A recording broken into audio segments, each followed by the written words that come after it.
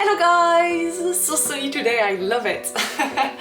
So today the recipe is pizza and it's been requested by several of you, so I hope you will enjoy this recipe. I will give you the proportion for 3 pizzas.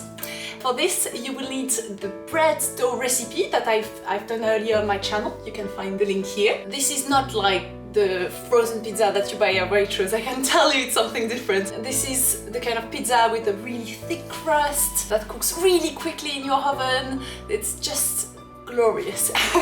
So I hope you will enjoy it as much as I do. So we will start by the tomato sauce that needs to cook for quite a while, about 2 hours, same as the bolognese, in order to get really thick and delicious. The flavor will condensate and you will see it will be really, really good. You need 680 grams of passata, 2 onions, a couple of branches of thyme, bay leaf, and 60 grams of white wine. Let's get started. You can chop your onions really thin.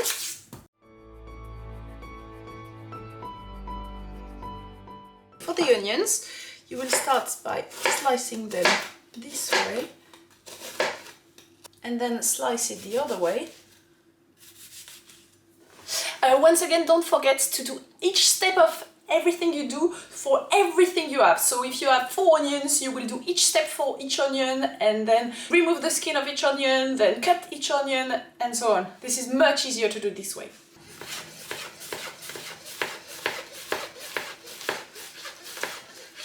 And done! So let's go! First, a little bit of sunflower oil. Start the gas. Wait that it sizzles. Throw in your onions.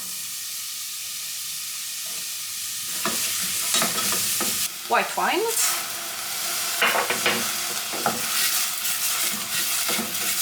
Smells good. Tomato. A little bit of water so that you don't lose any. Thyme. Bay leaf. And now you can make it cook on small heat for 1 hour and a half, 2 hours, which give you the time to do the other preps and maybe have a little time to do something else. Every so often you will come and mix to be sure it doesn't attach, and you don't want it to bubble more than that. While the tomato sauce is getting ready, I will give you a few tricks for the garnish, but really it's up to your imagination. Let it run wild. I would use onions, again, here I have 3, a couple of mushrooms, half a chorizo, some cheddar, and this is what I would use. Maybe a few spinach to sprinkle on top as well. For the onion, same treatment as last time. The only difference is that this time we're going to just slice it. Same thing for the mushroom. Slice the chorizo. Just before cooking your garnish, we will add a little bit of salt and pepper, I forgot, on the tomato sauce. I will add some salt and some pepper. Looks already thicker, don't you think? Start the gas, little bits of sunflower oil, your onions. You wait a bit.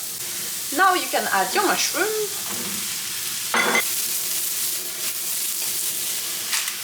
Salt, pepper, and leave it cook for a bit. I can show you that my tomato sauce and my mushroom are delicious and ready. As you can see, all cooked and delicious, and my sauce are reduced a lot. Next step, really important, is your oven. You will, as for the bread, preheat it at the highest temperature you can go for. In my case, it's 250 degrees. So I'll put this in the oven so that it heats at 250 degrees. And I will prepare a chopping board with some baking paper on top, like this. When the time comes, I will add this in the oven and slice my pizza in it. As you can see, I have my board, on which I will put a little bit of flour.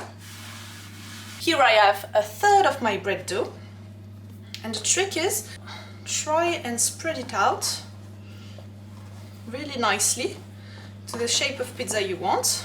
When you're almost there, you can take your board and put it on it. So you see I have a guidance on the size I want to reach. I have the shape I want.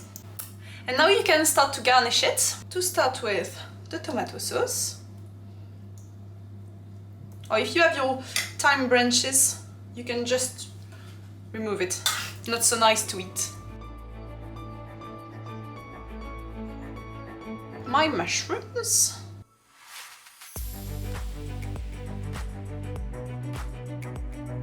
My pepperonis. Now, using this tool, I will slice some cheese on top.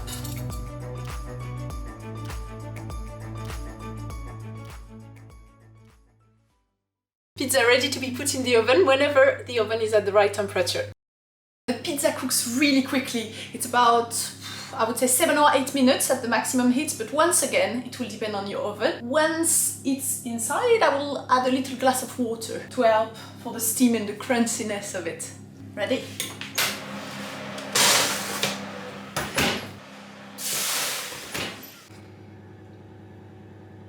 In fact, it's been more 9 minutes, but doesn't really matter as you will have to adapt it to your oven. Just look how it looks. Look at this!